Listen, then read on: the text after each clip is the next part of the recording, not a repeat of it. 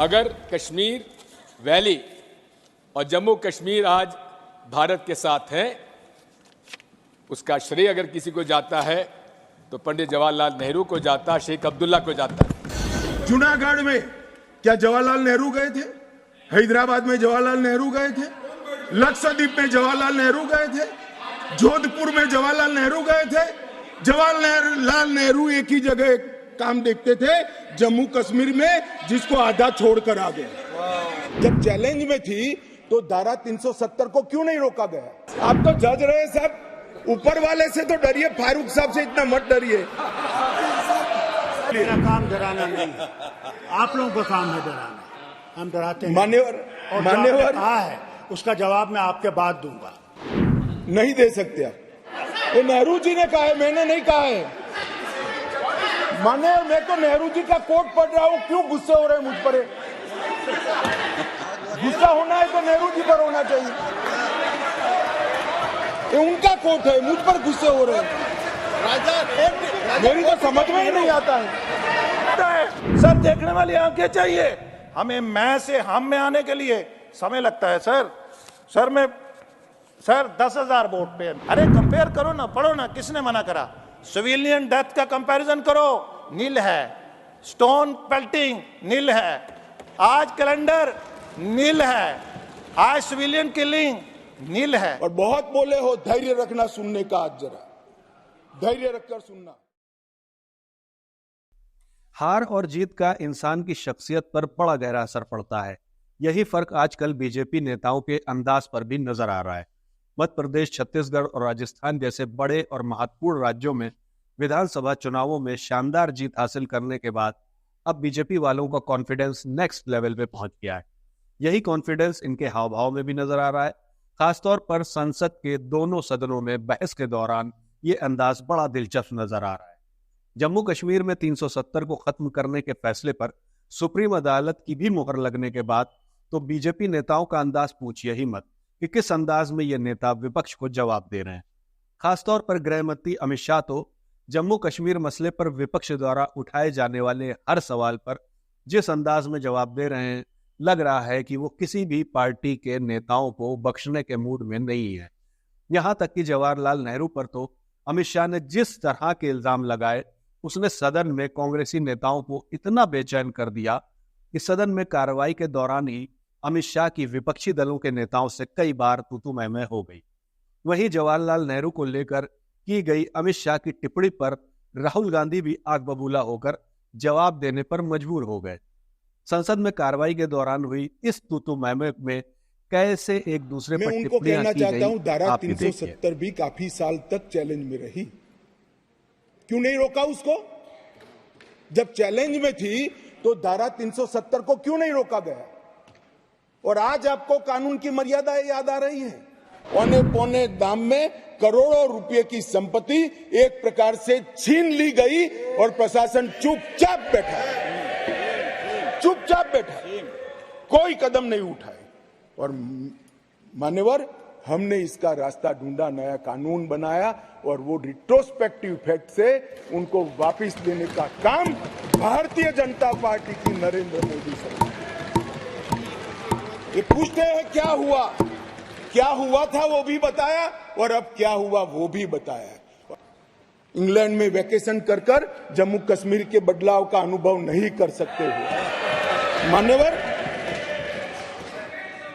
हमने दादा बैठो।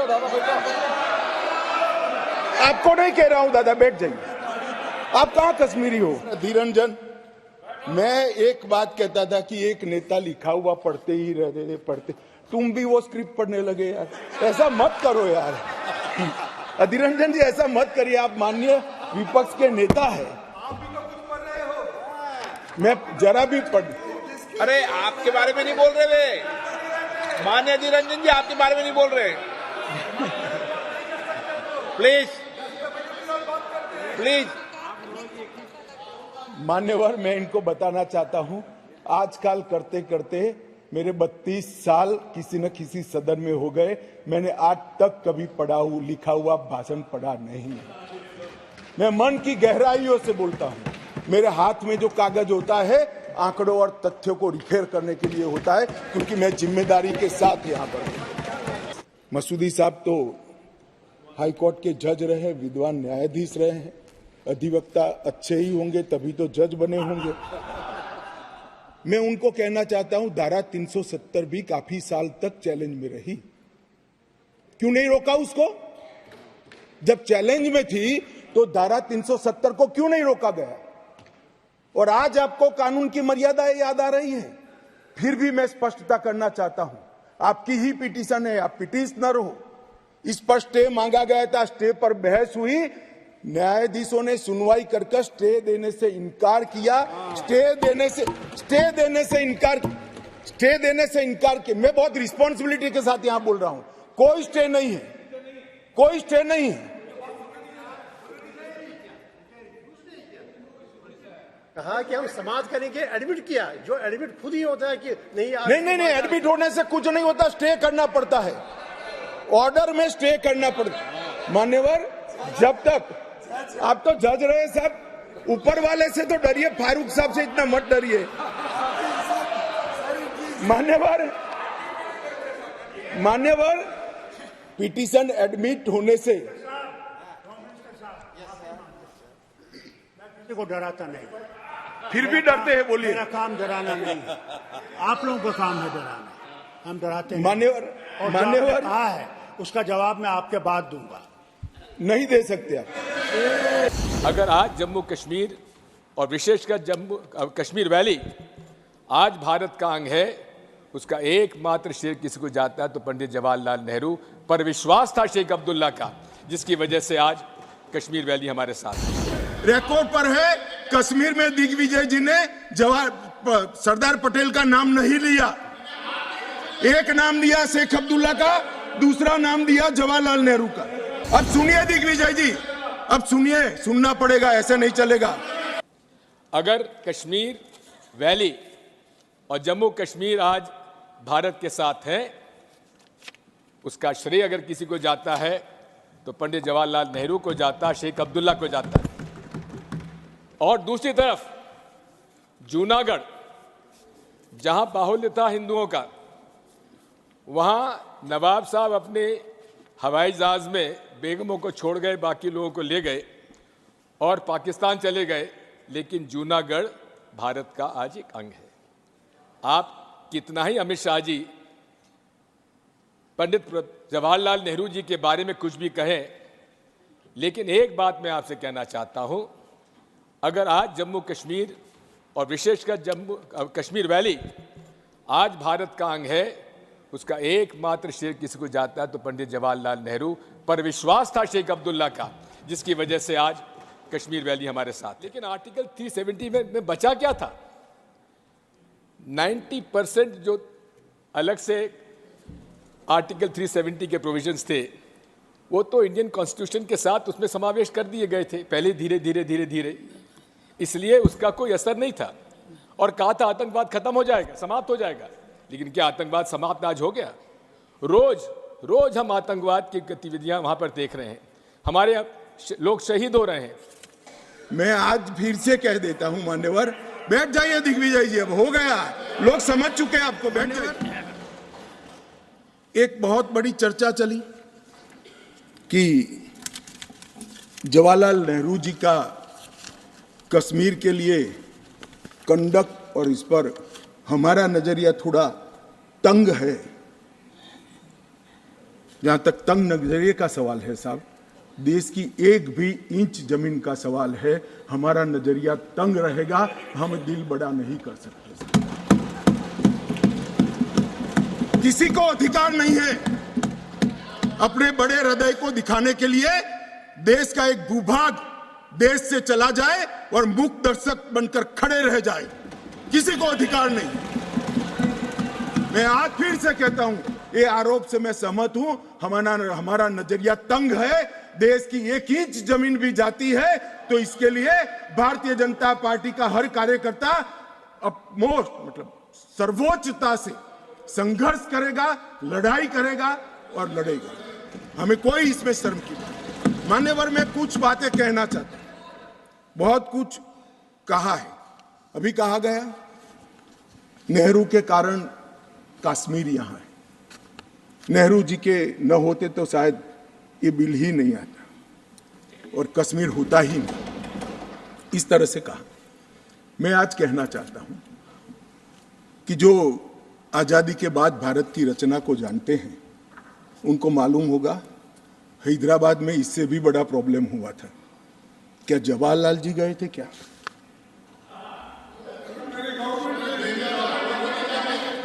तो यहां गवर्नमेंट नहीं, यहां नेहरू। क्या कर रहे हो खड़गे जी? अभी भी वापस आओ।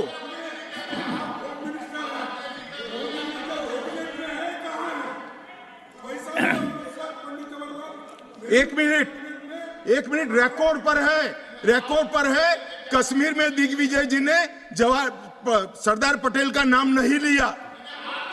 एक नाम दिया शेख अब्दुल्ला का, दूसरा नाम दिया जवाहरलाल नेहरू का। तो वो होम मिनिस्टर थे, क्यों नहीं दिया भाई? अब सुनिए दिग्विजय जी, अब सुनिए, सुनना पड़ेगा, ऐसे नहीं चलेगा। हमने सुना है, धैर्य से सुना है।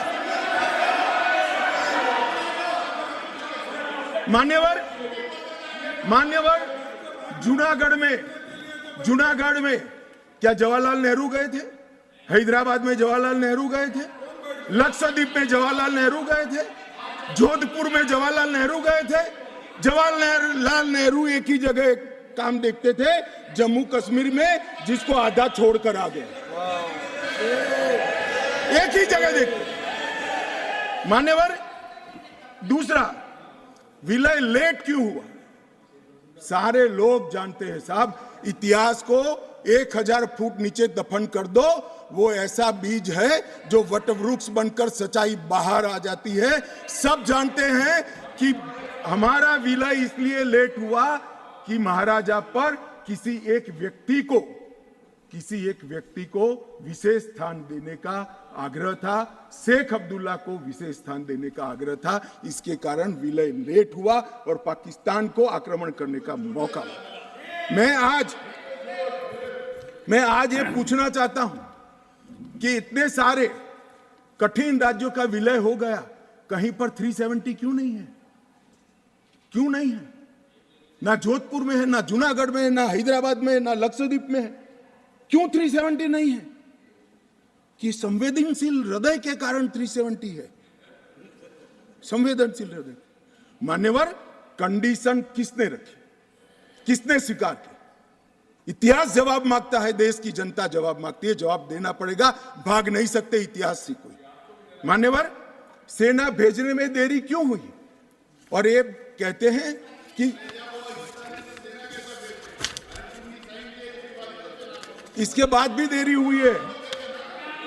मैं साहब एक रेफरेंस सैम मानेकशॉ का देना चाहता हूं। फील्ड मार्शल सैम मानेकशॉ तब डायरेक्टर ऑफ मिलिट्री ऑपरेशंस थे। उन्होंने एक जगह पे कहा है कि कबीलाई हमलावर आक्रामक और लूट मचा रहे थे, तब चर्चा में ही व्यस्त थे। मैं व्यक्ति का नाम देना नहीं चाहता वरना खड़े हो जाएंगे।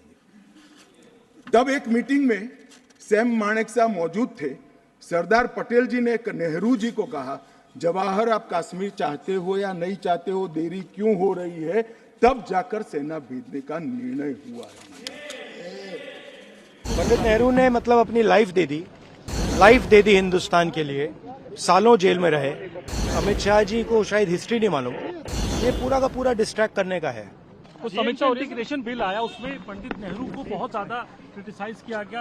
ये तक कहा गया होम मिनिस्टर के द्वारा कि वही जिम्मेदार थे और गलतियां उन्होंने करी, ब्लंडर उन्होंने किए। किन्होंने? पंडित नेहरू को। पंडित नेहरू ने मतलब अपनी लाइफ दे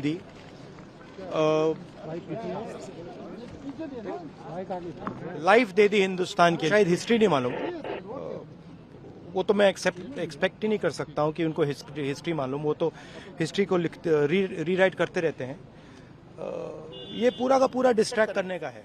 कश्मीर के नौजवान के दिमाग में दोहरी जहनियत क्रिएट करी ताकि वो टू बी और नॉट टू बी के चक्कर में रहे। ऐसे शासक कांग्रेस ने उनको कभी भारत का बनने नहीं दिया। आज एब्रोगेशन के बाद आज उनमें धोबिता नहीं है। जम्मू से, कश्मीर से लोग भाग रहे थे। 2014 से पहले लोग भाग रहे थे, लोग हिमाचल में प्रॉपर्टी खरीद रहे थे। जैसे ही नरेंद्र मोदी जी देश के वजीर आजम बने और देश के वजीर दाखिला जब अमित शाह जी बने, तो सर आज लोगों के जहन में जहनी ठहराव है। आज जिसकी एक दुकान थी, आज उसकी 2 दुकानें हैं। जिसका एक होटल था, वो दूसरा बना रहा है। आज जिसका खेत छोड़ के भाग रहा था, वो अपनी खेत में खेती कर रहा है। बात बर्दाश्त नहीं हो रही है कि अमन कैसे आ गया। हम तो लाशों में Z++ पे रहते थे और कुछ ही लोगों में सर आज अमन है। सर ये बच्चों से पत्थर मरवाते थे और उनकी जहनियत खराब करते थे। आज नरेंद्र मोदी जी देश के वजीर आजम हैं।